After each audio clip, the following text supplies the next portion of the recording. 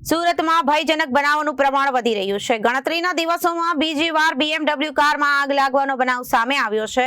આ ઘટના સુરતના ડિંડોલી વિસ્તારના ખરવાસા રોડ પર બની હતી, જ્યાં એક મોંઘીદાટ BMW કાર શોર્ટ સર્કિટના કારણે આગની ઝપેટમાં આવી ગઈ હતી।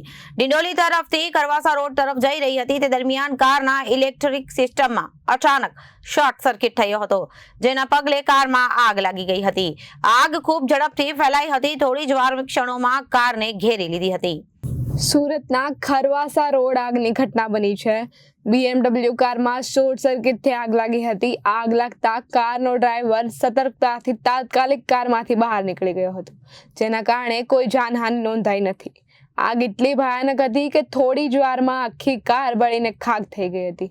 ઘટનાની જાણ મળતા જ ફાયર બ્રિગેડની ટીમ ઘટના સ્થળે પહોંચી ગઈ હતી। આગને વધુ ફેલાતી રોકવા માટે ફાયર ફાઇટર્સે તત્કાલ કામગીરી હાથ ધરી અને આગ પર કાબુ મેળવી લીધો। BMW જેવી વિલાસિતાપૂર્વક કારનું રીતે આગમાં બળી જવું એક મોટો આર્થિક નુકસાન છે। આઈ વિટનેસ મુજબ કાર સંપૂર્ણપણે બળીને ખાક થઈ ગઈ છે।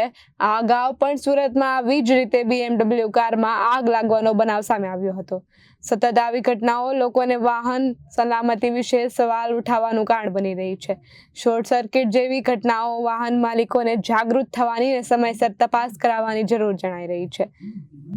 Bureau report Janadesh news Surat.